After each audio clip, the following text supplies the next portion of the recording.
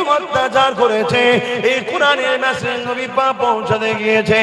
এ যুবকেরা, তরুণেরা, তার মধ্যে তো ঈমান নাই, যার হৃদয়ে লা ইউহাব্বুকুম আত্তাকুন হাব্বা ইলাইহি মিন ওয়ালিদিহি ওয়া ওয়ালাদিহি ওয়ান নাসি আজমাইন, ততক্ষণ পর্যন্ত তোমরা ঈমানদার দাবি করতে পারবে না, যতক্ষণ পর্যন্ত তোমাদের ধন দৌলত, জমি জায়গা, ঘরবাড়ি, টাকা পয়সা, বাপ মা, ছেলে পুলে, এমনকি নিজের জানের থেকেও আল্লাহ নবীকে বেশি না মহব্বত করবে, ততক্ষণ পর্যন্ত তোমরা ঈমানদার দাবি করতে পারবে না।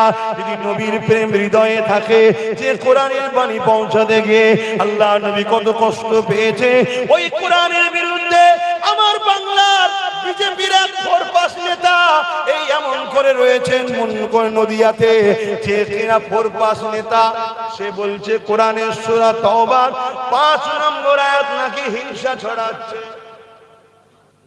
শুনেছেন না শুনেন না? জোরে বলেন। একই সংবিধান বিরোধী বলেন, একই সম্প্রদায় উস্কানি কথা বলেন, এর বিরুদ্ধে হাজার হাজার কেস হয়েছে, একে অ্যারেস্ট করেছে মমতা। কেন করলেন না? ওটা আমার ভাই হয়, তাহলে ভোট নিবি আমার, আর আমার কোরআনের মিথ্যা কথা বলবে, সম্প্রদায়িক কথা বলবে, তাকে অ্যারেস্ট করবি না। আর কোথায় মালদায় কে একটা আন্দোলন করবে, তাকে ধরে বলবি মেন মাকড়া ধরে ফেলেছি। শুনছেন না শুনছেন? এত বড় কথা বললো, কোরআনে নাকি সূরা তাওবার 5 নম্বর আয়াত নাকি হিংসা ছড়াচ্ছে। কোরআন হিংসা মিটাতে এসছে না ছড়াতে এসছে? জোরে বলুন। আর একটা বাদশার নাম বলি, হতভাগা আকবর। নাম শুনেছেন?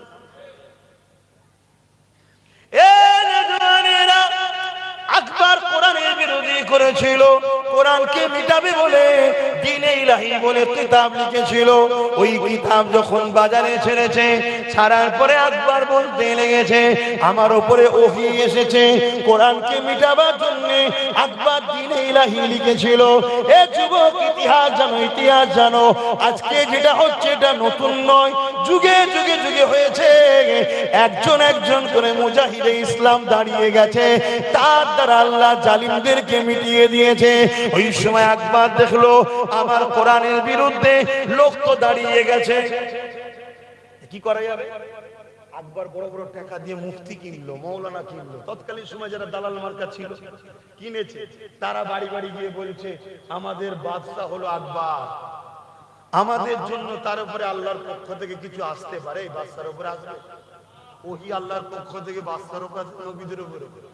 জোরে বলে, আমার নবীর পরে কোন নবী আসবে? কিন্তু শয়তান মার্কা মুফতি মৌলানারা কি বুঝাচ্ছে শুনছেন? কিন্তু মুজাদ্দেদে আলফে সানি তার সাথীদেরকে নিয়ে আকবরের বিরুদ্ধে দাঁড়িয়ে গেল। বলুন সুবহানাল্লাহ। অনেক ঝড় তুফান হয়েছে মুজাদ্দেদ আলফে সানির উপরে, কিন্তু বিজয় আল্লাহ মুজাদ্দেদ আলফে সানিকে দিয়েছে, আকবরকে জাহান্নামে পাঠিয়ে দিয়েছে। শুনছেন? কোরআনের উপরে যুগে যুগে হামলা হয়েছিল। আল্লাহ নবী এই কোরআনের বাণী নিয়ে যখন মক্কা মানুষেরা কেউ শুনতে চাইছে না, নবী আমার কোরআনের বাণী নিয়ে চলে গেছে তায়েফের জমিনে। মক্কা সন্ত্রাসীরা তায়েফের মানুষদেরকে আগে থেকে জানিয়ে দিয়েছে মুহাম্মদ রাসূলুল্লাহ যে বাণী নিয়ে আসছে, ওই বাণীটা হলো সত্য বাণী, কিন্তু এই বাণীর মধ্যে ইনসাফ আছে, ওই বাণীর মধ্যে ইনসানিয়াত আছে, এই বাণীর মধ্যে মানব বন্ধন আছে, ওই বাণীর মধ্যে প্রেম আছে, ওই বাণীর মধ্যে ঐক্য আছে। কিন্তু আমরা যে মানুষকে জুলুম করে ক্ষমতা দখল করে রেখেছি, যদি মুহাম্মদ রাসূলুল্লাহ এই বাণী মানুষ শুনে নেয়, দলে দলে মুহাম্মদ রাসূলুল্লাহ দিকে লোক চলে যাবে। তাই তায়েফের মানুষেরা তোমরা মুহাম্মদ রাসূলুল্লাহকে তায়েফের জমিনে ঢুকতে দেবে না। এ যুবকেরা, তরুণেরা, তোমার আমার দিলে যদি নবীর প্রেম থাকে, মন দিয়ে শোনো, এই কোরআনের বাণী পৌঁছাতে গিয়ে তায়েফের মানুষেরা আল্লাহ নবীর উপরে পাথর মারলে, আল্লাহ নবীকে আঘাত দিলে, যেখানে যেখানে পাথর লাগলো নবী পাকের শরীর মুবারক থেকে রক্ত ঝরে পড়তে লাগলো। এ না জওয়ান তরুণেরা, বাপেরা, ওই রক্ত তায়েফের জমিনে পড়তে লেগেছে। ওই রক্ত গড়িয়ে গড়িয়ে রাসূলুল্লাহ জুতা মোবারকে হারিয়ে যায়। এই অবস্থাতে নবী পাক এমন করে তাইফের জমিনে অজ্ঞান হয়ে গেল। এই নজনের অনেক করুণ কথা, অনেক বড় কথা। আমি জানতে চাইছি যে কোরআনের জন্য আমার রাসূলুল্লাহ তাইফের জমিনে রক্তাক্ত হলো, আজকে দিনে যদি ওই কোরআনের সূরা তওবার 5 নম্বর আয়াতে কেউ যদি বলে হিংসা ছড়াচ্ছে, তারও বিরুদ্ধে আমাদেরকে লড়াই করতে হবে যেমন, আর ওই কোরআনকে কেউ যদি বলে মিটে যাবে, তার বিরুদ্ধে লড়াই করতে হবে না, হবে না? তবেই তো ঈমান। আচ্ছা বলুন তো দেখি, কোন ছেলে যদি তার বাপকে বলে আব্বা আমি তোমায় ভালোবাসি, স্বাভাবিক? কিন্তু বাপকে যখন পাড়ার 2-3 জন গালিগালাজ করছে, ছেলে প্রতিবাদ করছে না, এটা কি ভালোবাসা? একটু বলবেন তো আব্বা, এটা ভালোবাসা? আরে হাজারো বাপ কুরবান হয়ে যাক আমার কোরআনের কাছে, হাজারো মা কুরবান হয়ে যাক আমার কোরআনের কাছে, তুমি বলছো আমি আল্লাহকে ভালোবাসি, আর আল্লাহর কথা শেষ হয়ে যাবে যখন কোন কেউ বলে, তখন তুমি তার পক্ষে থাকতে পারবে? জোরে বলো। শোনো মঙ্গে, ঈমান আছে না নাই বুঝবেন কি করে? বেশি দূর নয় মাদ্রাসা, কতটা দূর? 1 মিনিট, বেশি দূর নয়। মুসলিম শরীফের হাদিস, আল্লাহ নবী জানাচ্ছেন ঈমান আছে না নাই বুঝবেন কি করে? আপনার তো বোঝা দরকার, আপনার তো বোঝা দরকার, যে যার ভাবা দরকার তো আমার ঈমানটা আছে না নাই, ভাবা দরকার আছে না নাই। এবার আপনার ঈমান আছে না নাই বুঝবেন কি করে? দাড়িটা কি ঈমান? টুপিটা কি ঈমান? নামাজটা কি ঈমান? রোজাটা কি ঈমান? হজটা কি ঈমান? ধরে বলুন। ঈমান তো আলাদা জিনিস, যেটা নবীর প্রেম ও আদব। তা আপনার মধ্যে নবীর প্রেম ও আদব আছে না নাই, মানে ঈমান আছে না নাই, আপনি বুঝবেন কি করে? এর নমুনা রাসূলুল্লাহ বললেন, আমার উম্মতের মধ্যে 3টে নমুনার মধ্যে যে কোনো একটা নমুনা যার মধ্যে পাওয়া যাবে তার মধ্যে ঈমান আছে। কটা নমুনা? 3টে। 3টের মধ্যে যে কোনো একটা। শুনছেন আব্বা জানেন? ভালো আছে, বসেন বসেন। 3টে নমুনা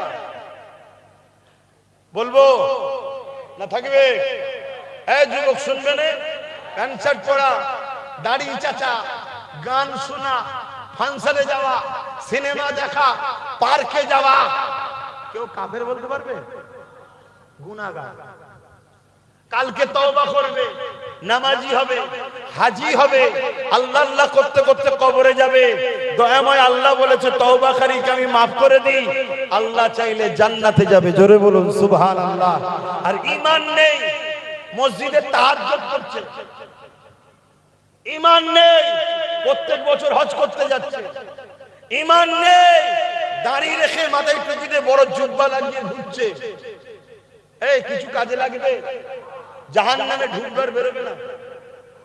শুনছো আমার রজ? আমার বাপ ঠোঁট আল্লাহ সেলাই করে পাঠাইনি, কেটে বাড়িয়েছে।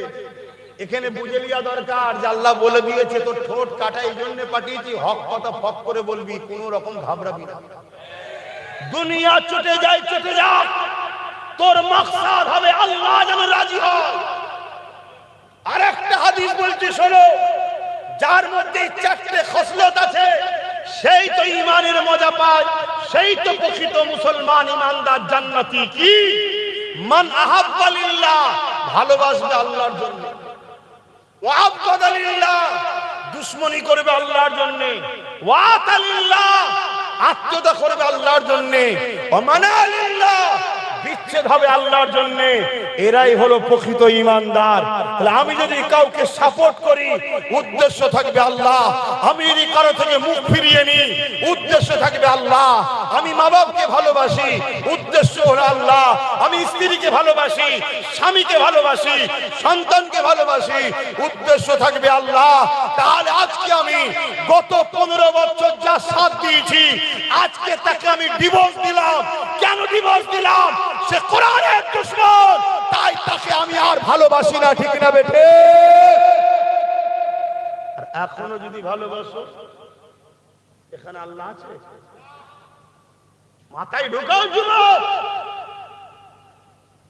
দিনে এসেছে ঘুরিয়ে ফিরিয়ে সেই একটাই তো কথা বলে, আব্বাসের সাথে বিজেপি সেটিং আছে। শুনছেন তো নাকি?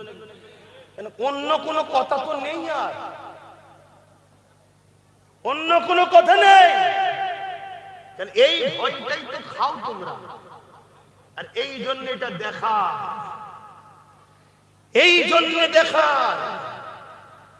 এতদিন ছিল ইস্যু ভোটের পাকিস্তান আর বাবরি মসজিদ, ও আর খাচ্ছে না লোক, ওই জন্য আর দেখাচ্ছে না।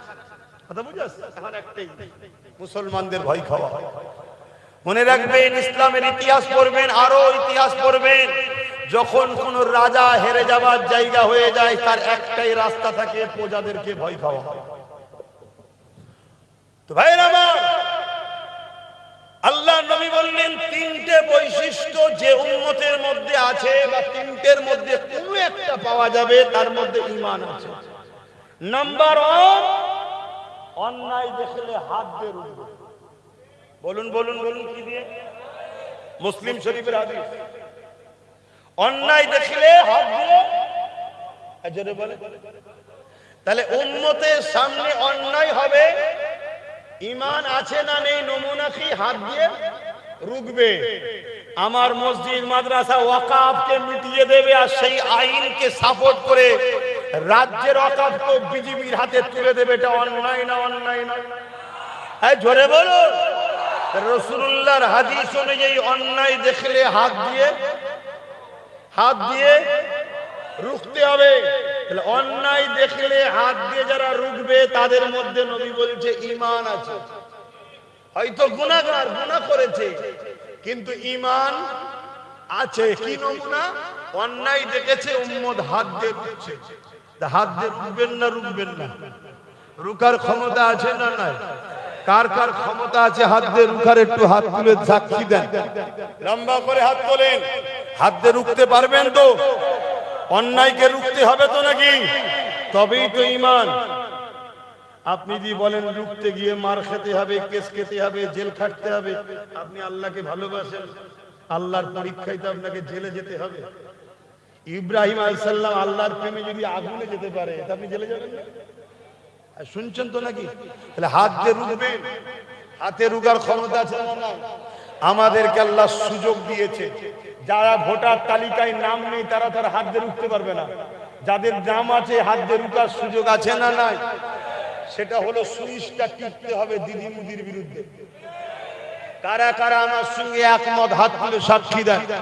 আমিও আপনাদের সঙ্গে একমত। দিদি মুদির বিরুদ্ধে সুইচ টিপবেন। জোরে বলো, জোরে বলো। তার মানে আমি হাত দিয়ে রুখে দিলাম, ওদেরকে ভোট দেবো না।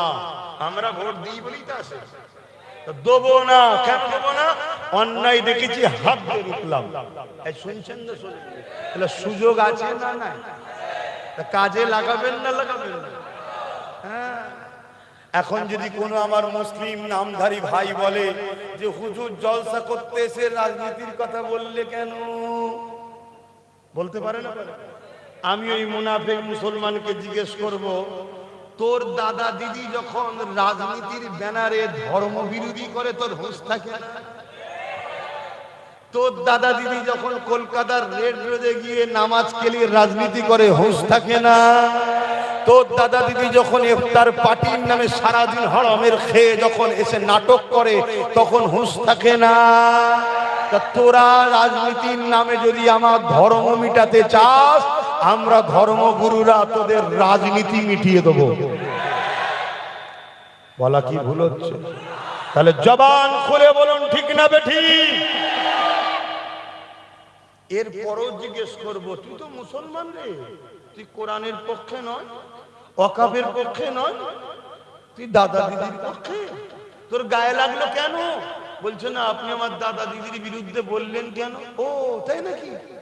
তাহলে আমি তো, বুঝবেন ভালো, আমি তোর দাদা দিদির বিরুদ্ধে বলেছি, তোর গায়ে লেগেছে। আর তোর দাদা দিদি যখন আমার আল্লাহ দ্বীনের বিরুদ্ধে বলে, আমার গায়ে লাগবে না লাগবে না?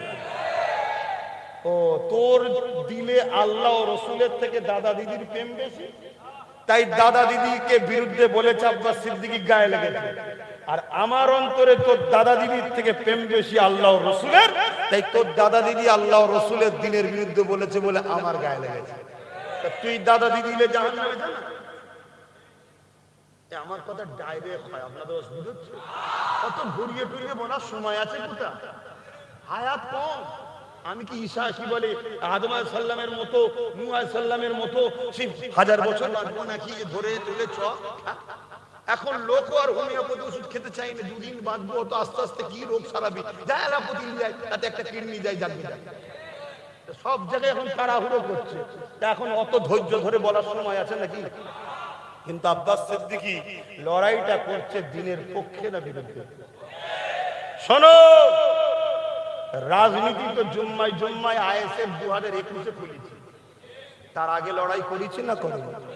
তোমাদের এই উত্তর 24 পরগনার পাশে একটা নদী আছে গঙ্গা সাগর, গঙ্গা নদী না কি বলে, পার করে গেলেই চুচুড়া, ধুপিঘাট পার করলেই চুচুড়া। ওই চুচুড়াতে একটা মসজিদ আছে, একটা মাদ্রাসা আছে। যে মসজিদে, যে মাদ্রাসাতে এই টিএমসি গভর্নমেন্ট তালা মেরে দিয়েছিল, তোমরা জানো কি জানি না, আমি রাজনীতির দল খোলার পিছনে কারণটা একটু মন দিয়ে শোনো। ওই চুচুড়ার মসজিদ মাদ্রাসায় রাজ্য সরকার টিএমসি গভর্নমেন্ট তালা মেরে দিয়েছিল, তালা। মসজিদকে বন্ধ করেছিল, মাদ্রাসাকে বন্ধ করেছিল। কেন? ওই সম্পত্তিটার দাম কয়েক হাজার কোটি টাকা, ওটাকে বিক্রি করার প্ল্যান করেছিল। অনেক বন্ধু আন্দোলন করেছে, সবার আন্দোলনকে সাধুবাদ জানায়। আমার কাছে যখন খবর এলো আহলে সুন্নাতুল জামাত থেকে, আমি 15 থেকে 20 হাজার ছেলে নিয়ে ওই চুচুড়ার মসজিদ মাদ্রাসার সামনে ঘড়ি মোড়ে আন্দোলন করতে নামলাম। 4টে পর্যন্ত পারমিশন ছিল। 4টের সময় আওয়াজ দিয়ে বলেছিলাম, মসজিদ খোলো, মাদ্রাসা খোলো, নামাজ পড়বো, ঘরে যাব। আল্লাহর ঘরে তালা মেরে রাখার ক্ষমতা কারণে তালা খুলতে হবে, হয় লাশ যাবে না হয় নামাজ পড়বো। তারা বড় বড় সব পুলিশ নামাচ্ছে, ভয় দেখাবে বলে, চমকাবে বলে। আমি মাইকে মুখ দিয়ে বলেছিলাম, আল্লাহর ঘরের জন্য আজকে লড়তে এসে তুমি যদি পুলিশ দিয়ে আমাদের উপরে জুলুম করো, কালকে বাংলার অলিতে গলিতে এর প্রতিশোধ কিন্তু আমরা তুলে নেব। এই ভয়েতে তালা খুলে দিয়েছিল। আল্লাহর ঘরে গিয়ে আসরের নামাজ আদায় করেছি, মাগরিবের নামাজ আদায় করেছি। ওই দিন ঘরে এসে ভাবলাম, লুহা না হলে লুহা কাটা যায় না। তাই খোদার ঘরের উপরে এরা রাত পাওয়ারদের যে জুলুম করছে, এদেরকে রুখতে গেলে আমাদেরও একটা পাওয়ারের দরকার আছে না? না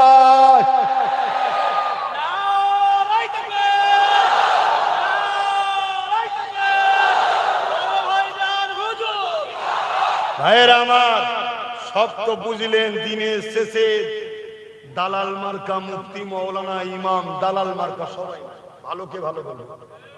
এসো তো বলবে সবই ঠিক আছে, ভোট কাটাকাটিতে বিজেপি চলে আসবে, বাস ঘাবড়ে যাবেন তো। আচ্ছা বলুন, এই বাংলায় 2011-র আগে বিজেপি ছিল? আমি এই তাপিলে মাসে পড়তাম, এখানে লড়াই আমি নিজে দেখেছি। বাম আর কংগ্রেস লড়াই করতো, বোম মারামারি, মারপিট আমি দেখেছি নিজে। তার আগে বিজেপি নামক বাংলায় কোন দল ছিল? 11ই মমতা আসার পর বিজেপি এলো। সিস্টেমটা কেমন জানেন?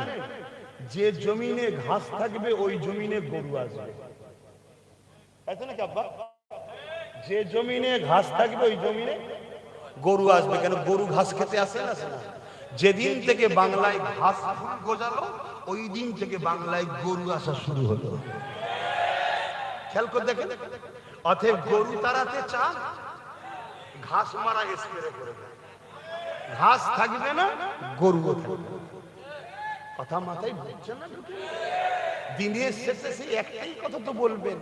তাহলে মসজিদ মাদ্রাসা খুলেছি যখন, তখন আমার কোন রাজনীতির দল ছিল? আরে ইমানের লড়াইয়ে লড়াই করি। কিন্তু আমার মাথায় ঢুকলো, লুহা না হলে লুহা কাটা যায় না। একটা রাজনীতির দলের নেতা অন্যায় করলে আর একটা রাজ পাওয়ার না হলে দমন করানো অসুবিধা হয়। এই পুলিশকে চমকাচ্ছে। তখন আমি মনে মনে ঠিক করছি কি করে করা যায়, কি করে করা যায়। রাজনীতির দল তো আমার বাড়ির কেউ করেনি, চাকরি খেনি ব্যাপার নাকি, করতে হবে, কি করা যায়। আবার এই করেনে বলে অনেক ফতোয়া দিচ্ছে বাপ দাদুরা কেউ করেনি। বাপ দাদুর সময় করার প্রয়োজন ছিল না, এখন প্রয়োজন হয়েছে। তখন ভ্যাকসিন তো কেউ দেয়নি, এখন তো সব ভ্যাকসিন নিয়ে বসে আছে। আর যারা যারা ভ্যাকসিন দিয়েছে জন জন ছেলে হার্ট অ্যাটাক করে মরে যাচ্ছে। তাহলে মোদি আমাদেরকে বাঁচালো না, ভ্যাকসিন দিয়ে মেরে দিল। মাথায় ঢুকছে। তো ভাইয়ের আমার তখন চিন্তা করলাম কি করা যায়। এই চিন্তা করতে করতে 17ই ডিসেম্বর এলো। কত ডিসেম্বর? 17ই ডিসেম্বর এই সন্ধ্যের পরে আমি জলসায় যাচ্ছিলাম, এবিপি নিউজ আমাকে একটা বক্তব্য জিজ্ঞেস করলো, কি বাংলায় বিজেপি এসআইআর করে মুসলমানদের ঘরে এনআরসি করে তাড়াতে চাইছে। আমি বললাম মুসলমান তো কেউ নেই, অন্য দেশ থেকে আসেনি, অত মুসলমানদের ভয় নেই। এই আমরা কেউ এসেছি অন্য রাজ্য থেকে, দেশ থেকে আমাদের ভয় নেই। ওটা ঢপ দিয়ে হিন্দু ভাইদেরকে বোকা বানাচ্ছে বিজেপি। তবে রাজ্য সরকারকে বলবো, মানুষ বড় আতঙ্কে আছে, মানুষকে যদি বাঁচাতে চান রাস্তায় রাস্তায় আন্দোলন না করে এনআরসির বিরুদ্ধে সুপ্রিম কোর্টে যেটা কেস করে দেন। বলা কি ভুল হচ্ছে ভাই? একটু বুঝছেন তো আমার কথা নাকি? ও বাবা, ওই দিন রাত্রিরে দেখি 1টা-1:30টার সময় আমার বাড়িতে 2-2.5 হাজার পুলিশ, 2-2.5 হাজার পুলিশ ভাঙ চুর লাথি মারা দরজায় কি না করছে। আচ্ছা বলে শোনা যাবে নাকি? শোনা যাবে তো? আজান দিলি বন্ধ করতে ভাই, এটা শোনাই না। 2-2.5 হাজার পুলিশ। আমি তখন ভাবলাম না, আমার তালাটা খোলার অনেক চেষ্টা করেছিল। সকালে উঠে তালায় হাত দিয়ে দেখি তালাটা শুধু আটকানো আছে, খুলে গেল পট করে। তাহলে আল্লাহর সাহায্য আছে না? তাহলে দুনিয়ার আর কাউকে পাত্তা দিই নাকি আমি? হ্যাঁ, কোনো ভয় খাবো নাকি? আমি ওই দিন ভাবলাম না, আর দেরি করলাম না। 17 ডিসেম্বর পুলিশ পাঠিয়েছে, 21শে জানুয়ারি কলকাতায় রাজনীতির দল খুলেছি। এই বীজখানে নওশাদকে বুঝিয়েছি। হারা আমি তো হুজুর হয়ে গেছি, জলসা টলসা করি, তুই তো এখন করিস না, তো তুই এক কাজ কর, রাজনীতি করবি। নওশাদ বলছে রাজনীতি করবো, আমাকে কেউ চেনেও নেই, পড়াশোনা করে তখন। আমি তোর লাইন করে দেবো, তুই করবি কি বল। কিছুতেই রাজি হয় না, অনেক বুঝিয়ে ওকে রাজি করেছি। 21শে জানুয়ারি গিয়ে ওর হাতে ঝান্ডাটা ধরিয়ে দিয়েছি। ওর হয়ে ডাইরেক্ট 2021-এ নেমেছিলাম। 13টা সিট পেয়েছিলাম। কটা? 12টা সিটকে কেড়ে নিয়ে হয়তো কোনো না কেন্দ্র থেকে একটা কাটতে পারে না। কেন? কোরাইশ বংশের ছেলে। কথা বুঝতে পেরেছেন? এখন ওকে এই 5 বছরে কেনার জন্য মমতা হাজারো অফার দিয়েছে। সংখ্যালঘু মন্ত্রী, পঞ্চায়েত মন্ত্রী, 150 কোটি টাকা, কত কি অফার দিয়েছে, কিনতে পারেনি। লাস্টে এখন বিজেপি শুভেন্দু থেকে শুরু করে হই হই করে বেরোচ্ছে, ওই দিকে খেয়াল নেই, শুধু নওশাদকে হারাতে হবে। কথাটা মাথায় ঢুকছে না? শুভেন্দুকে ডেকে মমতা চা খাওয়াচ্ছ তো সমস্যা নেই, অভিষেক ব্যানার্জিকে মুদি ডেকে খাওয়াচ্ছ তো সমস্যা নেই, সব গলায় গলায় মিলিয়ে আছে। কখনো টিএমসি, কখনো বিজেপি, কখনো টিএমসি, কখনো বিজেপি। এই যে বারাসাতের যে ক্যান্ডিডেট, ও বিজেপি নয়, আজকে আবার টিএমসি। অর্জুন সিং কখনো বিজেপি, কখনো টিএমসি, কখনো টিএমসি, কখনো বিজেপি। নন্দীগ্রামে যাকে ক্যান্ডিডেট করেছে, সকালবেলা জয়েন্ট হয়েছে, 2 মিনিট পরে ক্যান্ডিডেট করে দিয়েছে। আজান দিচ্ছে? আচ্ছা, আজানটা হয়ে যায়। ওটা উঠি নয়। কটাই জামাত? 8:30টায় জামাত। তারা কেন দোয়া করতে হবে?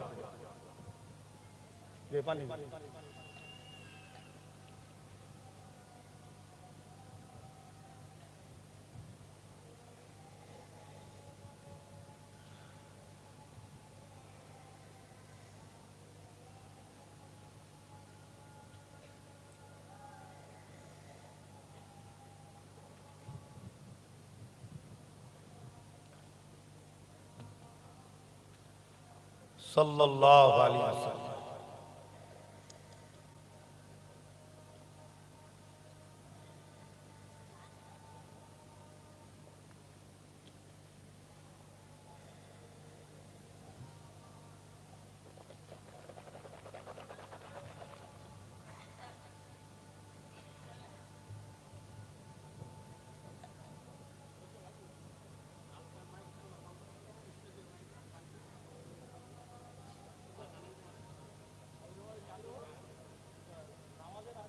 হ্যাঁ হ্যাঁ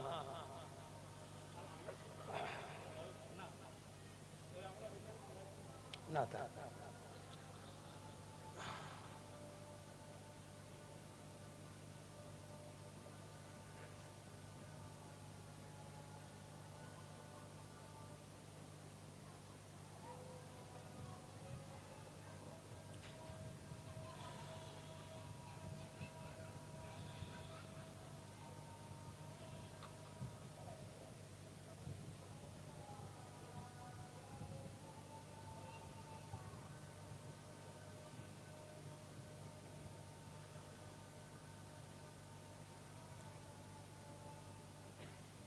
لا حول ولا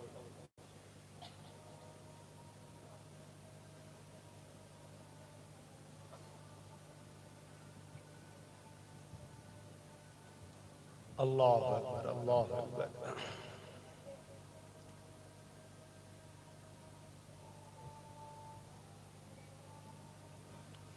اللهم رب هذه الدعوة التامة الصلاة القائمة محمد الوسيلة الفضيلة تركسه مقام محمود الذي يؤثر سنة الصفات إنك لا درود الشريف اللهم صل على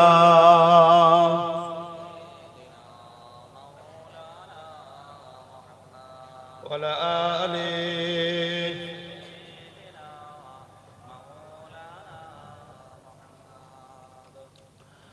বারে বারে ভাবি একা বসে নিরালাই রে পাখি হলে উড়ে যেতাম সোনার মদিনায় রে সোনার মদিনায় রে বুলবুলিরা কোথা যাও উড়ে যাও কোথায় রে আমার সালাম পৌঁছে দিও নবীজি রোজায় রে নবীজি রোজায় রে বারে বারে ভাবি একা বসে নিরালাই রে পাখি হলে উড়ে যেতাম সোনার মদিনায় রে সোনার মদিনায় রে আল্লাহুম্মা সাল্লি আলা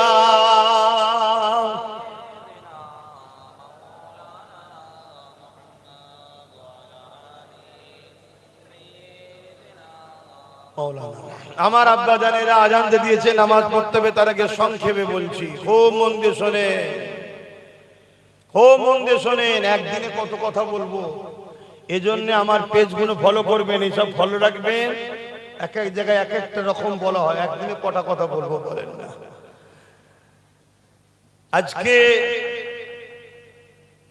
পরিস্থিতিটাকে সামনে দেখতে হবে তাহলে রাসূলুল্লাহ বললেন অন্যায় দেখলে হাত দিয়ে রোকো যদি হাত দিয়ে রুখতে না পারে তাহলে মুখ দিয়ে প্রতিবাদ করতে হবে যদি মুখ দিয়ে প্রতিবাদ করতে না পারে অন্তর থেকে ঘৃণা করে দূরে সরে যাও আর তা না করে ওয়াকাবের দুশমন দ্বীনের দুশমনকে তুমি সাপোর্ট করবে রাসূলের পাকের হাদিস অনুযায়ী তোমার মধ্যে ঈমান নেই তাই এই কথাটা আমার জাতির কাছে পৌঁছানো দরকার আছে না এটা হলো মুসলিম শরীফের হাদিস মিশকা শরীফের একটা হাদিস শুনেন আল্লাহ নবী বললেন কোন জালিমকে অত্যাচারীকে বুঝেন তো জালিম অত্যাচারী যে ওয়াকাবের দুশমন সে জালিম নয় যে খুন খারাপি করে জালিম নয় যে কোরআনের দুশমন সে জালিম নয় আল্লাহ নবী বললেন কোন জালিমকে অত্যাচারীকে অত্যাচারী জানার পর কোন মুসলমান যদি শক্তিশালী করার জন্য তার সাথ দেয় ওই মুসলমান ইসলাম থেকে বেরিয়ে যাবে কত ভয়ানক কথা শুনছেন আরে আজ বেঁচে আছো কাল মরে যাবে কি জবাব দেবে কবরে হো হুশ করে কাজ করো আমার মায়েরা বোনেরা 1000-1200 বিক্রি হওনি তোমার বাচ্চার ভবিষ্যৎ কি? চাকরি আছে, পড়াশোনা আছে? 8,000-এর উপরে স্কুল বন্দর, মদের দোকান শুধু খুলেই চলেছে। আর যুবকরা 1,500 টাকা গুটকা খাওয়ার পেয়ে যেন নেশাই পড়ে যাওনি। 1,500 টাকা নিয়ে মোটরসাইকেলে রাস্তায় উঠেছে, পুলিশ বলছে 3,000-এর ফাইন। শুনছেন তো? অতএব রাসূল বললেন, কোন জালিমকে শক্তিশালী করার জন্য কোন মুসলমান যদি সাথ দেয়, ওই মুসলমান ইসলাম থেকে বেরিয়ে যাবে। আমি জানতে চাইছি, কেন্দ্রের বিজেপি সরকার জালিম না জালিম নয়? আওয়াজ দিয়ে বলুন, জালিম না জালিম নয়? রাজ্যের টিএমসি সরকার ওয়াকফের দুশমন, কোরআনের দুশমন, এ জালিম না জালিম নয়? হাত তুলে সাক্ষী দেন, জালিম না জালিম নয়? আপনার জানার পরেও যদি কেউ শক্তিশালী করার জন্য সাথ দেয়, ভোট দেয় কি জন্য?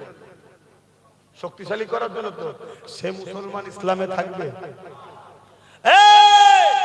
কোন জাকাত থেকে মুক্তি যদি থাকে, আসো, কোন জাকাত থেকে মাওলানা যদি মনে করো যে এটা আব্বাস সিদ্দিকী হাদিসে নেই বলছে, আসো। কথা শুনছেন না শোনেন? আমার নবীর উম্মতদের ঈমানকে নষ্ট করা হচ্ছে। তোমরা খেয়াল করে দেখো, আল্লাহ ও রাসূল থেকে তোমাদেরকে সরাবার প্ল্যান চলছে। তার আরেকটা নমুনা বলে যাচ্ছি, দেশের সরকারের পাওয়ার নেই, ট্যাক্সের টাকায় ধর্মের স্থান করে, কিন্তু আমার রাজ্য সরকার আমাদেরও ট্যাক্সের টাকাতে দিঘাতে মন্দির করলো, আর সেইখানে প্রসাদ রেশনের মাধ্যম দিয়ে মুসলমানদেরকে খাইয়েছে। কোন মুসলমান প্রসাদ খেলে ঈমান থাকবে? হ্যাঁ, এটা অন্য ধর্মের ভক্তির জিনিস, আমি তাকে ছোট করছি না, তার বিষয়ে কোনো মন্তব্য করছি না। যেমন আমার কুরবানি আমার কাছে ভক্তি, এটা অমুসলিমের কাছে কি ভক্তি? তাহলে আমি যদি রেশনের মাধ্যম দিয়ে সব মুসলিমের বাড়ি পাড়ায় আমার কুরবানির পশু সিন্নি, তারা কি খুশি হবে? তা আমার ইসলামে যেটা খাওয়া, গায়রুল্লাহর সঙ্গে শরীক করা খাওয়া, ওই খাবার খেলে ঈমান চলে যাবে। এরা প্ল্যান মাফিক তোমার আমার ঈমানকে শেষ করতে চাইছে। কারণ কি? যাতে করে এরা যখন তোমাকে আমাকে মায়ানমারের মতো গণহত্যা করবে, তুমি আমি যাতে লড়তে না পারি। ঈমানেই তো লড়ি রে বাবা। তাই রাসূলুল্লাহর শেষ হাদিস বলে যাচ্ছি, আল্লাহ নবী বলছে, আমার উম্মতেরা, বাবারা, তোমরা যদি কামিয়াবি চাও, তোমরা কুরাইশ বংশের বাচ্চার নেতৃত্ব মানবে। কোন বংশের? রাসূল বললেন, কুরাইশ হলাম আমি, আমার বংশের বাচ্চাদের নেতৃত্ব তোমরা মানবে। আজকে বলো, আপনারা খারাপ না নেন তো আমি জিজ্ঞেস করছি, ওয়াকফকে বাঁচাবার জন্য এবং এসআইআর নাম ডিলিট হয়ে গেছে, যাদের নথি আছে এবং 2002 এর লিঙ্ক আছে, তাদের নাম যাদের ডিলিট হয়েছে, এদের উপরে জুলুম করেছে, এদেরকে বাঁচাবার জন্য আরো আনুষঙ্গিক বিষয় আব্বাস সিদ্দিকী যে লড়ছে, আমি কুরাইশ বংশের ছেলে হয়ে জানতে চাইছি, আপনারা আমার সাথে এই লড়াইয়ে সাথ দিতে রাজি আছেন? হাত তুলে সাক্ষী দেবেন রাজি আছে? আমি কাউকে জোর করছি? তাহলে এই লড়াইয়ে যদি সাথ দিতে চান, আমি যদি ডান দিক যেতে বলি আপনারা যাবেন না, তবেই তো সাথ দেওয়া হবে। আমি যদি বাঁ দিক যেতে বলি আপনারা যাবেন না, তবেই তো সাথ দেওয়া হবে। আমি দূরে কাছে সবাইকে মেসেজ দিচ্ছি, ওসিলা হিসাবে লড়াই করার জন্য লাঠি লাগে না? লাগে না? ওই লাঠিটা একটা ছিল 2021-এ, 2026-এ যেন অনেক কটা লাঠি পাই আমি। তাই নওশাদ ও তার সাথীদের সাথ আপনাদের দিতে হবে। কারা দেবেন হাত তুলে সাক্ষী দেন। ঠিক বলছেন? লম্বা করে হাত তোলেন। কেউ হাত তুলতে বাকি নেই তো? দেখেলেন কেউ বাকি আছে? যদি বাকি থাকেন ঝগড়া করবো না, হাত নামান, শুধু জেনে নেবই আমাদের নয়, তাহলে বিপদে তার সাথেও আমরা নয়। কথা মাথায় ঢুকলো? মনে রাখবেন। আমার কথা কি কষ্ট পেলেন? আরে আমার ওয়াকফের জন্য যে লড়েছে তার আমি সাথ দেবো না? যে আমার মসজিদ মাদ্রাসার জন্য কেস চালাচ্ছে, আমি তার সাথ দেবো না? হ্যাঁ, রুজি রুটির তো প্রয়োজন আছে, কিন্তু মনে রাখবেন, যে রুজি রুটি সহ লড়াই করছে তার তো সাথ দিতেই হবে। যে জায়গায় আমার ভাই আছে আমি তার সাথে আছি, আপনারা যদি আমার সাথে থাকেন আমার ভাইয়ের সাথ দিতেই হবে। এই কথাটা বলে দিয়া কি অসুবিধা হলো?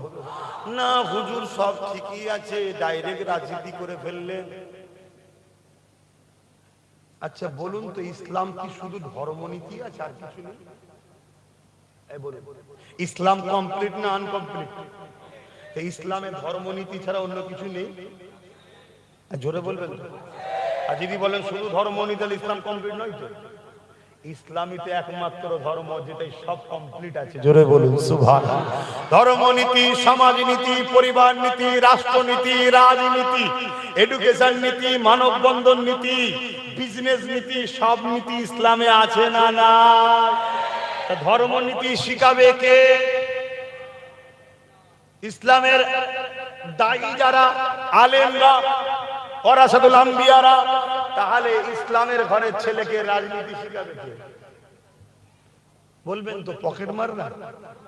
তাহলে আমরা শিখাবো না? শিখাবো না? তাহলে সবটাই তো শিখাতে হবে। এই জন্য বললাম কারো কষ্ট হলো আসেন সালামটা দেবো। ইয়া নবী